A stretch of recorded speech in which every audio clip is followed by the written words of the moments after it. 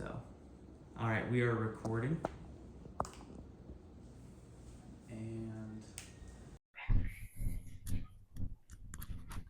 we are live. We're gonna obviously cut this out, but Okay. just so the camera's rolling. Okay. Hi, podcast. Hi, everyone. I'm here with Katie Anzilotti. She is the regional channel sales manager at Maxion. Do you want me to include that, or I should just? I don't know, whatever you want. I don't personally. It doesn't really matter to me. Um, we can also cut this out and just like redo the intro Yeah, just redo it.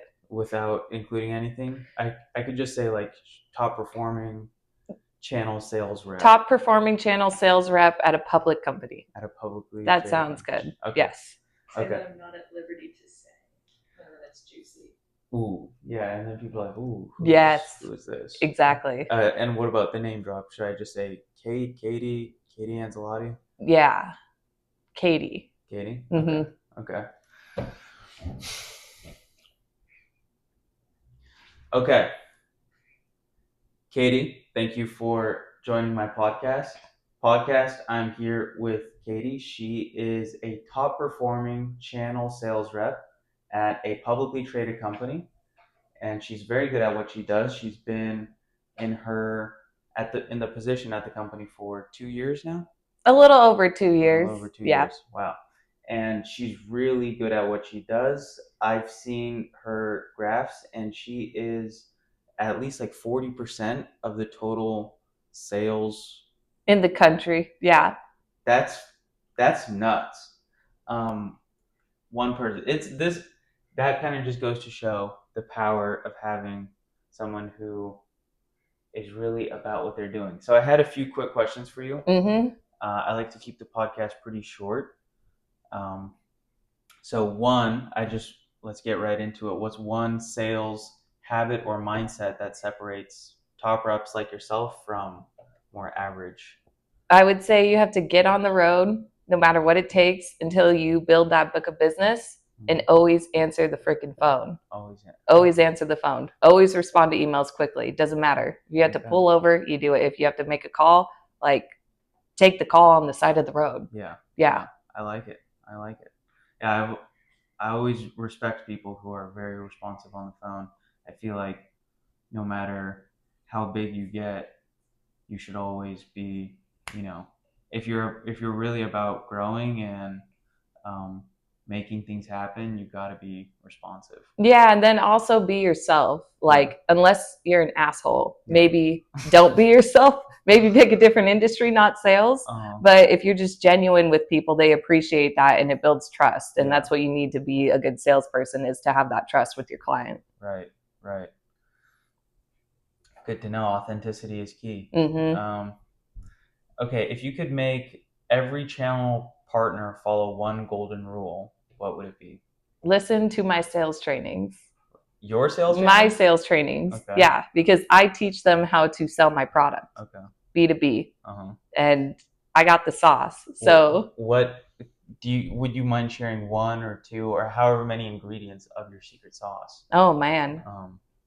Well, it's all about building value, because everybody can sell the same thing. And when you sell the same thing without differentiating yourself, you're basically getting into a price war where you have to drive down your costs and you're eating away your margin because you're selling the same thing as somebody else. So in these sales trainings, what we're doing is we're building value into the product that you're selling. So you don't have to skim on your margins, and you can actually demand a premium from the customer, and you're giving them an overall better experience because you're the trusted expert. Right? Yeah, right. And so are there any particular things that you like to focus on to kind of guide the conversation away from price and towards value?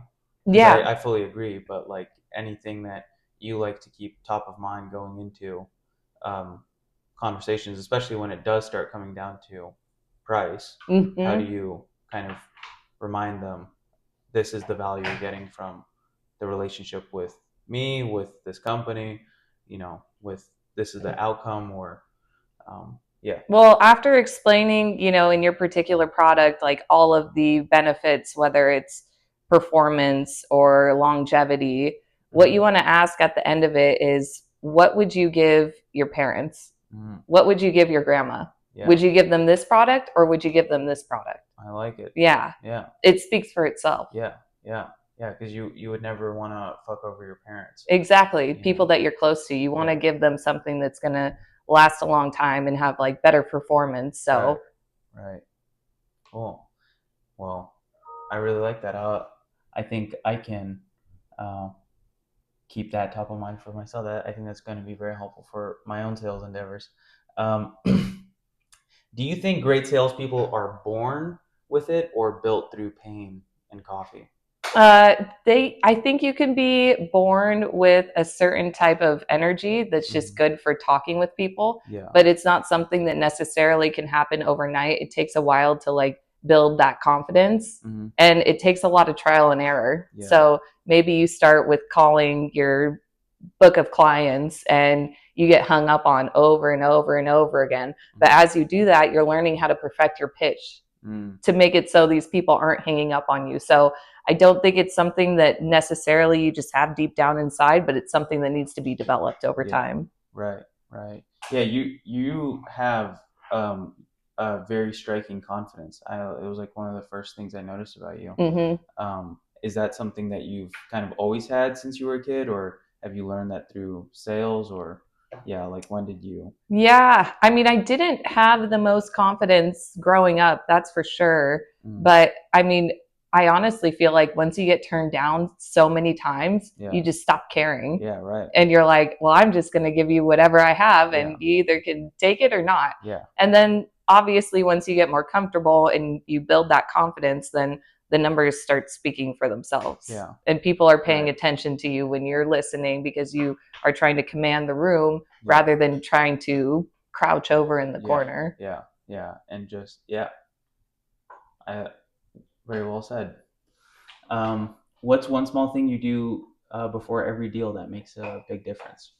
I listen to really loud rap music. Really? Yeah. I really? Is it like Yeah. before the meeting or? Like Oh, if I'm driving to a big client meeting, uh-huh. because typically those meetings happen in person for myself. Yeah. That's another thing. If you could see somebody in person, Uh-huh. always see them in person. Yeah. It's easy to default, oh, let's do this over Teams or Zoom or Google, Right. but in person makes a big difference. Yeah. But I just blast that rap music as loud as possible, get my heart rate going. And then something else that I do is when you're feeling nervous, you learn to switch out the I'm feeling nervous with I'm feeling excited.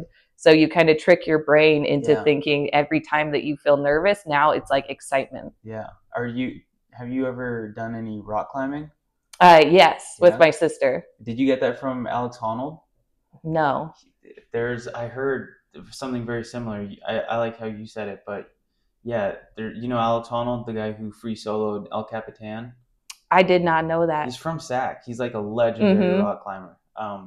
I'll send you some stuff after, but he said that exact same thing, like that feeling of nervousness. Mm-hmm. If you can listen to that and just like tell yourself, I'm actually really excited right now. Yeah, It's a very similar feeling. It's really easy to like flip from one to the other. exactly. And then you just like, come into something with a lot more confidence and oomph, which is what you need, whether it's climbing, free soloing a mountain face or going into a deal. If you have that stutter or hesitance right before saying something important, it can really like nip the energy Yeah. of what you're trying to say and, Mm-hmm. be kind of the straw that breaks the camel's back. So, Yeah. You have like all the power in your hands to rewire your brain. uh-huh. It just is like the dedication that it takes to actually make that change. Yeah. Yeah. I like that. I like that. Is there uh well, okay. Next question. Um so some questions about the industry, and I'd love to hear some of your insights. Solar's gotten very sexy lately. What's the biggest myth you wish homeowners or contractors would stop believing? I would say go with a local contractor. I mean, solar has a bad rep, and there's valid reasons as to why, Mm-hmm. but you're typically going to experience that on like a mass scale company. Yeah. But when you choose local, that's when you're going to be working it or living in an area where you could run into your contractor. Yeah. So your contractor doesn't want to see you in the Safeway and like start ducking down. So for the homeowners out there, I would say, yeah, stay local.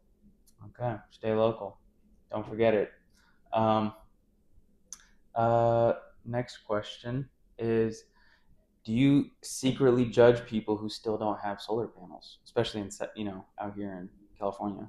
I mean, I don't judge them, but it makes financial sense. And you'll be saving, like, if you look at the rate increases over time, you actually end up saving, like, I did the math on mine. It was like $300,000 by like 20 years later. Whoa. Yeah. So Whoa. it makes sense. And if you don't want to do it, like, Yeah. you don't have to. I don't feel either way about it, but Right. financially, it's a good decision. Yeah.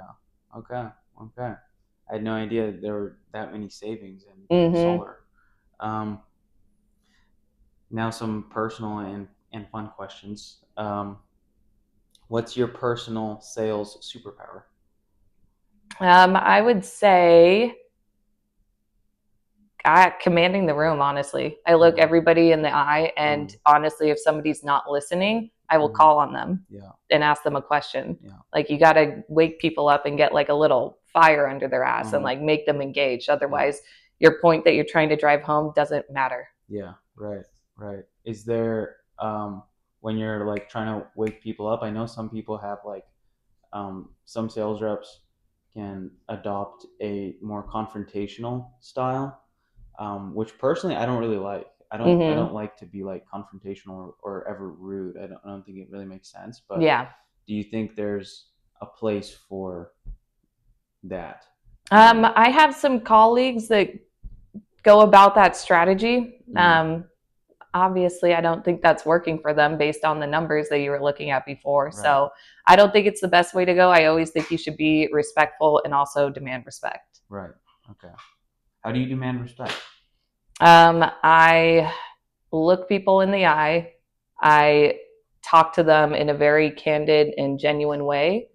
So they know that what I'm saying is true, and also knowing your shit. Yeah. If you know your shit, you're going to demand respect from people. Right. Yeah. Right. If you don't know what you're doing and you don't practice, then how can they respect you? So when you say knowing your shit, is that like knowing particularly for that customer or for that company that you're meeting with, talking about that certain partnership or job that you're working on with them? Is it knowing about them specifically, or are you more talking about like personally the company you're working at, knowing all the ins and outs of how to get things done and obviously provide value for the customer, but knowing more internally and being that kind of expert resource for them? Yeah, being the expert for your company and your product that you're selling, because at the end of the day, you're selling that to them. Yeah. It's obviously a perk if you know little details about their company, and I think that's just like a rule of thumb that you should approach it that way. But if you know everything that there is to know about your product that you're selling, then you can't look stupid at the end of the day. Yeah. I like it. Okay, if your job had a soundtrack, you mentioned you really like rap music. If your job had a soundtrack, what song would you play when you close a deal? Oh, Alive by Lil Jon. Alive by Lil Jon. Yeah. Okay, I'll have to check it out. It's really good. Yeah. Yeah. Okay. That's fine. You'll feel the vibes. Is that something that you play often when you're just like really stoked? I go through my whole mix, but that's the one that I play when I'm going to like a big meeting. Okay. Yeah. Alive by Lil Jon. Check it out. What's one piece of advice you'd give your younger self when you first got into sales and or solar? Not everybody has to like you, and it's okay if everybody doesn't like you. Yeah, I like that. And is that particularly for like customers or coworkers or just like all of the above? Don't waste your time on somebody that you have to convince them to like you. Focus your energy on where things are already going Yeah. positive and smoothly. Yeah. Yeah, that's something that I've been integrating more into my being Mm-hmm. a lot recently, is because I feel like when I was younger, I would hyperfixate on conflicts and Mm-hmm. think that I needed to resolve them, but like you don't. If there's conflict, that's like a sign that you should just walk away. Yeah. Put your energy somewhere Yeah. else. Don't feed into people who take down your energy either. Like, yeah. Yeah. Okay. Good tip. What's the weirdest or funniest thing that's ever happened to you on a sales call? Oh man. Yeah, you told me some crazy stories. Some crazy already. stuff. Yeah. I don't know. Do I say the craziest thing? Okay. I met. I'll do one of them that's like more appropriate. I met Too Short. Too Short? Yeah, the rapper. What's my favorite word, bitch? No. No. Okay, everybody will know who Too Short is. I'll put that as the outro song. Okay. For the video, so everybody knows. Too Short, or maybe I'll do a live. Yes. Yeah. That's funny. Wait, how that even happen? It was a business meeting during a trade show that they're having at a nightclub, and we had a VIP table, and they were like, "That's Too Short," and so I went up and said hello. No way. Yeah. That's funny. Okay. Closing rapid fire questions for you to end it off. Coffee or energy drinks? Coffee. Good. Black or latte, or what do you do? Mocha. Cool. Calls or texts? Both. I don't know. Depends. Yeah. Okay. If a lot of people use a rule of thumb, if it'll be faster to call compared to sending a text, just call. Yeah. Is that what you do? Mm-hmm. Okay. Early bird or night owl? Night owl. Okay. I've noticed a lot of top performing sales reps are night owls. Mm-hmm. Yeah. Interesting. Favorite closing line, or the one that makes you cringe every time? So either or. Favorite closing line or makes me cringe? Yeah.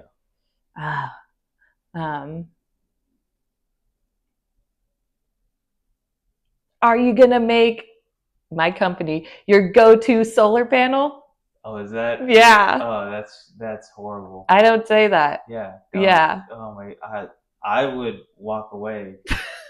I don't even need solar. I have an apartment. I don't need solar panels, but I would. No. Okay. Yeah. Okay, now finish this sentence. Solar is the future because. Because we want a green future. We want to save money. There you have it. Katie, thank you for hopping on my pod. Those were all my questions. Did you have anything else that you wanted to share? No. Okay. Well, thank you. Thank you. Okay. Woo! You actually did so good. Thanks.